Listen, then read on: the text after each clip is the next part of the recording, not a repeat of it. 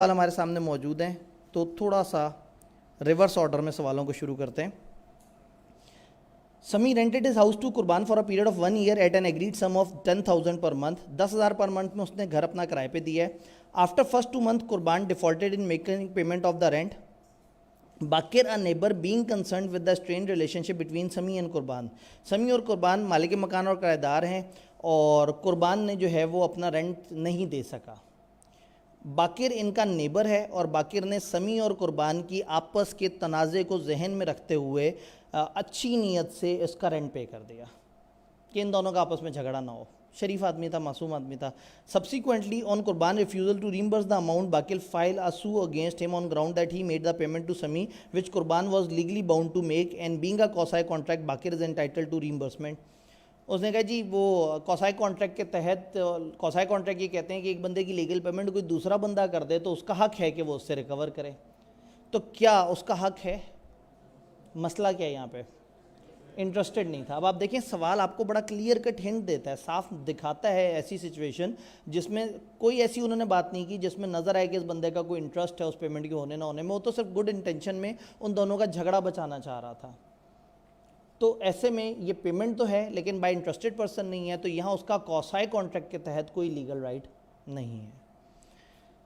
Explain the term quasi contract. Explain briefly describe different types of relationship commonly refer to as quasi contract and contract act 1872। बचपन में आई cap जब बहुत अच्छे बड़े number के सवाल पूछा करता था तो 10 नंबर के लिए उसने कौसाई कॉन्ट्रैक्ट और उसकी सारी एग्जाम्पल्स पूछ ली। आई कैप अभी भी वही है, लेकिन अब वो कम नंबर के लिए वही सारी बातें पूछ लेता है। ये आसान बात हो गई। उमैर डिड नॉट पे रेंट ऑफ। आप देख रहे हैं कि बीच में लॉजिकल और रट्टे वाले सवालों की मिक्सिंग है तकरीबन हर चैप्टर में। तो सिर्फ लॉजिक नहीं है, क्रैमिंग भी है। बकाया चैप्टर्स में सिर्फ क्रैमिंग है, और कॉन्ट्रैक्ट को पार्टनरशिप में क्रैमिंग और लॉजिक दोनों की मिक्सिंग है। उमैर डिड नॉट पे rent of A shop for 3 months. Umair ने अपने 3 महीने का किराया नहीं दिया। कासिम एक म्यूचुअल फ्रेंड है with good intention of mending the relationship between Umair and landlord. उसने कहा उमैर और लैंडलॉर्ड के ताल्लुकात बेहतर रहे, मैं उमैर का दोस्त हूँ, तो उसने रेंट पे कर दिया। और साल बाद जो है after a year Umair promised to pay repay Qasim with reference to relevant provision of contract explain whether Qasim can enforce this promise। अब ये जितना हमने पढ़ा है उसमें उसका आंसर कुछ और है, और हम थोड़ा सा आगे कुछ और पढ़ेंगे तो आंसर थोड़ा सा डिफरेंट हो जाएगा। बल्कि कंसिडरेशन की एक्सेप्शन भी आपको किसी हद तक तो क्लियर है। तो एक तरफ आप ये कह सकते हैं कि जी एक बंदे ने दूसरे का अगर किराया दे दिया, वो उसका फ़र्ज़ नहीं बनता था, ना कोई उस किराए की पेमेंट में उसका कोई इंटरेस्ट था, तो ये पेमेंट तो सही नहीं हुई। चलो सही नहीं हुई, लेकिन उसने पे कर दिया, और फ्यूचर में आके उसने वादा कर दिया कि जो तुमने उस वक्त मेरे पास अच्छाई की थी मैं तुम्हें कंपनसेट करूँगा। अब इसका मतलब है ये दोनों तरफ जा सकता है। आप ये देख कौसाई कॉन्ट्रैक्ट के अंदर कहें नहीं भाई वो पेमेंट बनती नहीं थी, लेकिन अब आप कहें कि चूंकि उसने बाद में आफ्टर अ ईयर उसने वादा कर लिया कि मैं तुम्हें उस वक्त की अच्छाई वापस करूँगा। अब ये बन गया जो वॉलंटरी एक बंदे ने काम किया था रज़ाकाराना तौर पे, और आपने उसको कहा कि प्रॉमिस किया मैं कंपनसेट करूँगा, तो ये उसके तहत आप इस सवाल को उस तरफ ले जाके आंसर कर सकते हैं। Done. Obligation of person enjoying benefit under quasi contract. उन्होंने कहा कौसाई कॉन्ट्रैक्ट में वो जो बंदा बेनिफिट लेता है उसकी क्या ऑब्लिगेशन है। 5 नंबर के लिए एक एग्जाम्पल पूछ ली, कहीं 10 नंबर के लिए सारा चैप्टर पूछा, कहीं 5 नंबर के लिए एक एग्जाम्पल, और कहीं इतने ही नंबर के लिए भी पूरा चैप्टर। तो आपने ये नहीं सोचना नंबर कितने हैं, आपने ये सोचना है कि आपको कितना आता है। रट्टे वाले सवाल में शर्माना नहीं है लिखते हुए। यहाँ स्पेसिफिकली उन्होंने एक एग्जांपल पूछी है, लेकिन अगर वो 5 नंबर के लिए भी कह देते ना कौसाई कॉन्ट्रैक्ट और उसकी एग्जांपल्स बताएं, तो आपने लिखते हुए परेशान नहीं होना था। Maya paid the electricity bill of her neighbour Wasi to avoid disconnection. Later she claimed at the amount of bill from वसी।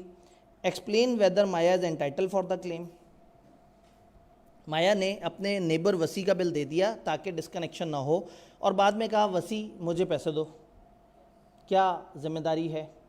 सवाल बहुत ही छोटा, कई दफ़ा ना सवाल ज़रा सा भी नहीं बताता। उन्होंने कहा नेबर वसी का बिल दे दिया टू अवॉइड डिस्कनेक्शन। असूलन यहाँ आगे लिखा होना चाहिए था किसकी डिस्कनेक्शन। हो सकता है इनको एक बिजली की तार आ रही हो, और अगर ये नेबर का बिल ना भरा जाए तो इसका भी कनेक्शन डिस्कनेक्ट हो जाए। अब पता नहीं, सवाल अगर इतना ओपन है और आपके पास पेपर में टाइम हो तो आप कह सकते हैं कि अगर यहाँ पे कोई इंटरेस्ट नज़र आ रहा है तो बात और है, अदरवाइज सवाल खामोश है तो आप पे कोई मजबूरी नहीं है, आप बड़ा क्लियर कट कह सकते हैं यहाँ कोई इंटरेस्ट नज़र नहीं आ रहा, तो ये पेमेंट जो हुई है वो वापस होना फ़र्ज़ नहीं है। आप ये देख रहे हैं कि तकरीबन एक ही तरह का सवाल और हर जगह रेंट या बिजली के बिल और इस तरह की चीज़ें पे हो रही हैं। Under provision of contract act briefly describe various type of quasi contract. 5 number के लिए डिफरेंट टाइप के कॉसाई कॉन्ट्रैक्ट्स पूछ लिए। जो 10 नंबर का सवाल था 5 नंबर के लिए पूछ लिया। 5 नंबर की एक एग्जाम्पल अकेली भी है और 5 नंबर का पूरा चैप्टर भी है।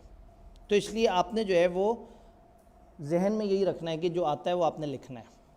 Under certain special condition obligation resembling those created by contract are imposed by law although the parties have never entered into a contract.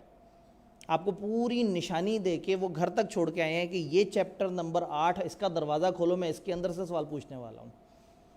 हालांकि वो डायरेक्ट सवाल पूछ सकते थे, लेकिन उन्होंने कहा कि बच्चा परेशान ना हो जाए, तो आपको बाकायदा उन्होंने हिंट दिया है, पहले पूरा कॉसाई कॉन्ट्रैक्ट एक्सप्लेन किया है। Describe the condition which must be fulfil for claiming the amount in each of the following cases. नीचे 3 केसेज हैं, अब आपने इसमें देखना है कि क्या शर्तें पूरी होंगी और आप कितनी अमाउंट क्लेम कर सकते हैं। बाकिर ने एक जैकेट सुल्तान को दी है in order to save him from cold weather. Sultan who was a minor, Sultan एक माइनर है, उसको बाकिर ने एक जैकेट दी है ताकि उसको ठंडे मौसम से वो महफूज रह सके। माइनर सुल्तान ने एग्री कर दिया कि वो 2000 रुपये देगा इस जैकेट के, हालांकि इस जैकेट की मार्केट प्राइस है 1500। तो कितना हक बनता है? 1500 का बनता है, हक बनता है। कोल्ड वेदर जैकेट तो हम इसको नेसेसरी काउंट कर सकते हैं, तो माइनर जो है उसकी प्रॉपर्टी से 1500 तक की पेमेंट होगी, 2000 की पेमेंट नहीं होगी। Ruhi who paid the electricity bill of Saulat without being asked, Saulat के बगैर पूछे उसने उसका बिजली का बिल भर दिया, is not demanding payment from Saulat, नहीं बनती, क्योंकि उसका इंटरेस्ट यहाँ पे नज़र नहीं आ रहा। 1 नंबर के लिए वही चीज़ पूछ ली जो कभी 3 या 4 नंबर के लिए पूछी। Samiya coolie picked up goods purchase by Nadia from supermarket, supermarket से नादिया ने कुछ गुड्स परचेज किए हैं। समिया कुली है, उसने गुड्स उठाए and took them to her car, और उसको उसकी गाड़ी तक ले गया। Nadia did not object to it, Nadia ने इस पर एतराज़ नहीं किया, नादिया तो सुकून में थी, उसका वज़न किसी और ने उठाया हुआ था। समी demanded service charges from Nadia, and पे समी ने कहा पैसे। अब अगेन 2 तरफ जा सकता है मामला। एक तरफ के डिमांड नहीं की गई थी, कंसिडरेशन, डिज़ायर नहीं थी, नादिया ने नहीं कहा था कि ये चीज़ पिक करो, और दूसरी तरफ हम कह रहे हैं कि एक बंदे ने कुछ अच्छाई की और दूसरे ने उस अच्छाई को कंज्यूम भी कर लिया। इसमें एक तीसरी ऑप्शन होती थी जो अब हमारे चैप्टर में नहीं है, वो ये कहते थे कि अगर एक बंदे ने दूसरे को सर्विसेज दी और कुछ एग्री नहीं हुआ तो एक रीज़नेबल अमाउंट देनी चाहिए जो मार्केट में चलती है। तो उस ज़माने में ये रूल हमारी किताब में हुआ करता था, तो इसलिए अब वो रूल नहीं है, तो अब हम उसको जो अवेलेबल रूल्स हैं उसमें जो है वो रहते हुए हम कहेंगे कि ये अच्छाई है, या इसमें अगर आप ज़्यादा ईजी रहना चाहते हैं तो आप कंसिडरेशन की तरफ से जवाब दे दें कि इसने बोला नहीं था, उसने क्यों की अच्छाई, तब उसने अच्छाई कर दी है तो ठीक है, ये उसको शुक्रिया बोलेगी और सामान अपनी गाड़ी में रख लेगी। तो ये 2 अलग अलग जगह से इसका 2 अलग जवाब बनते हैं, दोनों जवाब सही हैं। ICAP ने ये नहीं देखना कि आपने जवाब वो लिखा है या नहीं जो उनके पास है, उन्होंने देखना है कि आपकी लॉजिक क्या है। अच्छी लॉजिक से आप इधर या उधर दोनों तरफ जवाब दे सकते हैं।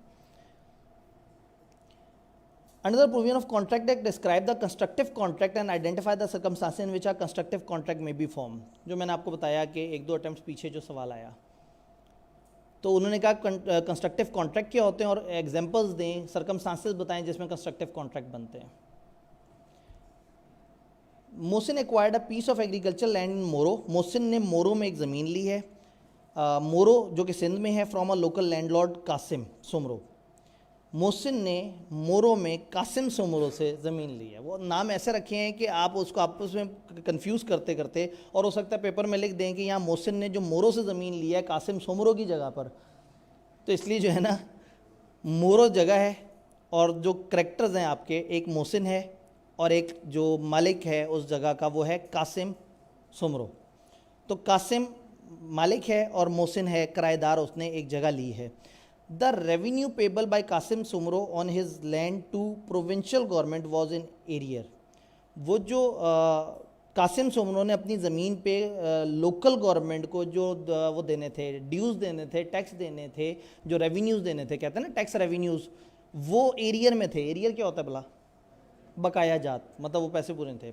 As a result the land was advertise for sale by provincial government, provincial government ने कहा ये ज़मीन की नीलामी कर देते हैं।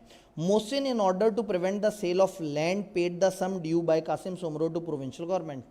अब जब अगर उन्हें बताना हो कि बंदे का इंटरेस्ट है तो वो इतना सिनेरियो क्रिएट करके आपको अच्छी तरह से समझाएंगे कि इंटरेस्ट है। जहाँ नहीं बताना था एक लाइन में कह दिया, उसने उसका बिजली का बिल दे दिया, तो आपने कहा भाई को ताल्लुक तो नज़र नहीं आ रहा, ये क्या किया।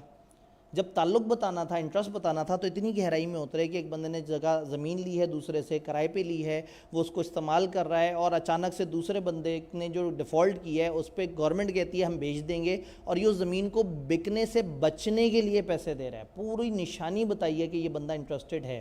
तो अब आप कहेंगे कि चूँकि इंटरेस्टेड पर्सन है तो ये यहाँ पर क्लेम कर सकता है। जिसमें इतनी गहराई 2 नंबर का सवाल, और जो हल्का सवाल था 3 नंबर का। तो कभी भी इस सवाल के नंबर से आपने जज नहीं करना, ये उनकी अपनी डिवीज़न होती है, उस टाइम पे जितना उनका मूड बन रहा होता है उतने नंबर दे देते हैं। तो आपने ये 2, 3, 4 तकरीबन इन सबके जवाब बराबर बराबर ही होते हैं, और ज़्यादातर सवाल 2, 3, 4 होते हैं, कुछ 5 के होते हैं। 6 का मैंने आपको बताया था कि बड़ा ही अब नॉर्मल सवाल होता है, मुश्किल से पूरे पेपर में 1, 2 आपको नज़र आते हैं। तो ये